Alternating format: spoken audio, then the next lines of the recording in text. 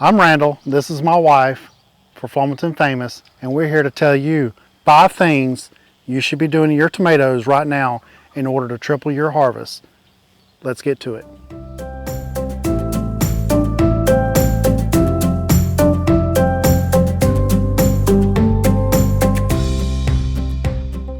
Alright, these plants have been in the ground for almost a month now since our last frost. We put them in the ground and look how much they've grown. These things have put on so much growth in just 1 month. Nice, healthy looking plants. We want to ensure that we continue the healthy growth.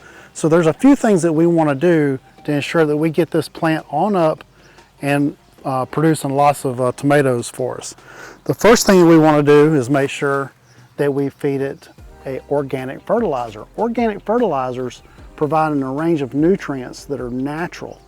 And whenever you feed it a natural organic fertilizer, the taste of the tomato is a lot better. Now, I've had tomatoes that are raised just primarily on fertilize without any kind of organic additions, and there is definitely a taste in between an organic raised tomato and a chemical fertilized raised tomato. I'm kind of a hybrid type of person. If it needs that quick added boost to bring it out of something, I'll give it a little shot of Miracle Grow or some type of triple 13 or something like that. It's not my preferred method. So let's go ahead. Now, I usually like to use a tomato organic fertilizer. And to me, none of the industry is consistent about what qualifies a tomato or organic fertilizer. Every brand that you pick off the shelf, and if you look at those 3 numbers on the front, they're all inconsistent. So I just stick with the inconsistent and grab some Espoma fertilize. And even the Hollytone fertilizer is not that much different from the Espoma tomato fertilizer. About the only difference I noticed is it has a little added sulfur. A little added sulfur is not going to hurt a tomato at all. So I just grab a handful of organic fertilizer and just go around the outside of the plant and just put a nice band of fertilizer in there. We don't make mistakes in the garden, only happy little accidents. Now, our soil here is nice and loose because I keep it covered with this landscape fabric, and it retains moisture very well. And if you don't cover your soil, it'll tend to be hard on top. So you may have to grab some type of a little trowel or something to mix your fertilizer into the top few inches of soil. So we just get the first couple of inches down in there so those surface roots can start breaking that down and feeding that plant. Organic fertilizer will continuously feed as it breaks down and as microbes and earthworms eat that organic material, and it excretes all those nutrients that are available for tomatoes. So that's one of the things that we do, is give it a good organic fertilizer. Now, the biggest problems that people have with tomatoes is blossom end rot. You get this nice big tomato growing, you go to pick it and you turn it up and it's got this big black rotten spot right on the bottom of it. And it's probably the bane to every tomato grower's existence. It's something they got to deal with all the time. Now, there's 2 ingredients that you can add, but there's 3 factors. The 2 ingredients that you add, one is about a tablespoon of Epsom salt. It's magnesium sulfate. That's all it is. It's a naturally mined mineral. We call it Epsom salt, and you can get a whole bag at Walmart for like $5. But take you about a tablespoon, go around the outside. You don't have to put so much on it, but you can also mix this into like a gallon of water and mist and foliar feed your plants with that too. And the other complementary ingredient that goes right along with that is calcium nitrate. Calcium and magnesium are your 2 major ingredients for tomato production. This is what it looks like. If you go and buy this off the shelf, it's pelletized.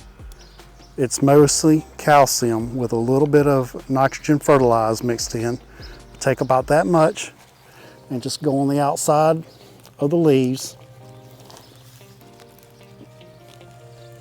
I'll give it a little tad more, just complete the circle all the way around it. And that should be enough for at least a month. And then we're going to work that into the soil.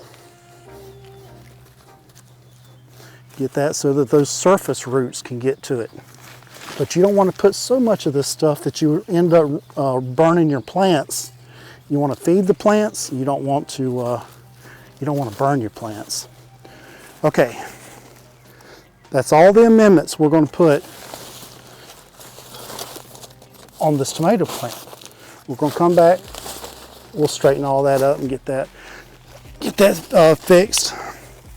The next thing that you want to do in order to have a big harvest of tomatoes is you want to train this up. I've got this on a trellis, and about every 4 or 5 days I have to come out here and I have to do two things. I've got to take the suckers off and I have to reattach it as it grows up on the trellis. So if you could bring the camera in here and look real close to what I'm going to show you. If you've watched anybody talk about raising tomatoes, or talking about suckers, and what they mean is between every joint where there's a leaf right off the main stalk, you have this little stem that forms. That little stem will go on to produce a sucker. Now if you look right in that leaf joint of the stem, I missed this one. And that sucker shot off a whole nother section of the plant. And it's okay if you're going to train these up on trellis to have 2 or 3 suckers that branch off and bush up. The plant can totally support that. But if you want to grow a good upright tomato plant that has a lot of air so it doesn't set in on bacteria, you kind of want to keep the suckers down. So you'll come in here to where these little suckers are and you pinch that out. Pinch it out, get rid of it. So I have to come in here every couple of days and pinch those out. Now the next thing we want to do is we're going to take our plant. It's been this much growth since I put a clip in. I'm actually going to bring this one over and I'm going to clip this one in. So we take our tomato clips, attach it to the string, and we just kind of bite down on the string with that tomato clip, and then we come in here and fasten that tomato. Heard it clip, and we just make sure that we got enough good tension on our string here that it doesn't fall over. And that's the 5 things that you can do to ensure that you have a good, bountiful harvest of tomatoes. If you don't do this, you allow your tomato plant to just sprawl all over the ground and just grow all bushed out, you're going to have lots of disease, and you're going to have to look for your tomatoes.